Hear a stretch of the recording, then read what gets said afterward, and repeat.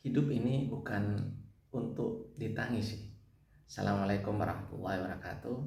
Masih dalam buku Latasan karya Dr. Ait Al-Qarni, subjudul Hidup ini bukan untuk ditangisi. Napoleon berkata di Saint Helena, saya tidak pernah mengenal kebahagiaan sepanjang 6 hari dalam hidupku. Khalifah Hisam Ibnu Abdul Malik mengatakan, aku menghitung hari-hari bahagiaku, ternyata hanya 13 hari saja. Sedangkan ayahnya Abdul Malik mengeluh, seandainya aku tidak pernah memangku jabatan khilafah. Said Ibnul Musayyib berkata, segala puji bagi Allah yang telah menjadikan mereka lari kepada kami dan bukan kami yang lari kepada mereka. Ibnu Sama, seorang yang jago memberi nasihat, menemui Harun al-Rasyid. Saat itu Harun sedang merasa haus dan meminta segelas air.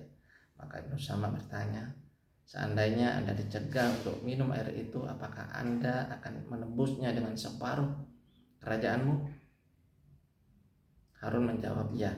Setelah selesai minum, Ibnu Sama bertanya lagi, jika Anda dicegah untuk mengeluarkan air yang telah Anda minum dari perutmu, apakah Anda rela membayar dengan separuh kerajaanmu yang lain? Harun menjawab, ya. Ibnu Sama pun berkata, tidak ada artinya sebuah kerajaan yang nilainya tidak lebih berharga dari segelas air. Jika dunia ini tak ada keimanan di dalamnya, maka dunia tidak berguna, tidak berharga, dan tak bermakna. Iqbal, seorang penyair filosof asal Pakistan, mengatakan, jika iman telah tiada, maka tidak ada lagi rasa aman, dan tidak ada dunia bagi siapa saja yang tidak menghidupkan iman. Barang siapa rela dengan kehidupan tanpa agama, dia telah menjadikan kehancurannya sebagai teman karibnya. Emerson dalam akhir makalahnya tentang kepercayaan terhadap diri sendiri mengatakan, kemenangan politik, naiknya upah, kesembuhan penyakit yang Anda derita, atau kembalinya hari-hari bahagia akan membayang di hadapan Anda. Tapi jangan pernah mempercayainya, karena kenyataan yang terjadi tidaklah demikian.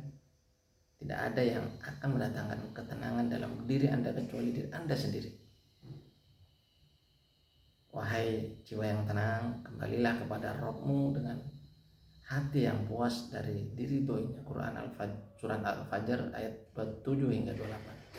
Filosof dan penulis cerita Epictetus memperingatkan bahwa keharusan menghilangkan pemikiran yang salah dalam pikiran kita jauh lebih penting daripada menghilangkan bisul dan tumor dari tubuh kita.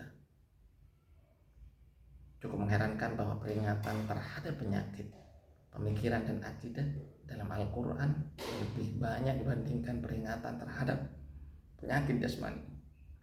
Allah berfirman, di dalam hati mereka ada penyakit, lalu tambah Allah penyakitnya, dan bagi mereka siksa yang pedih disebabkan mereka berdusta. Quran Surat Al-Baqarah ayat 10. Maka tatkala mereka berpaling dari kebenaran, Allah memalingkan hati mereka. Quran Surat As-Saffat ayat 5. Filosof Prancis Michel de Montaigne menjadikan kata-kata berikut sebagai moto dalam hidupnya. Manusia itu seharusnya tidak terpengaruh oleh peristiwa yang terjadi sebagaimana ia terpengaruh oleh pendapatnya tentang peristiwa tersebut.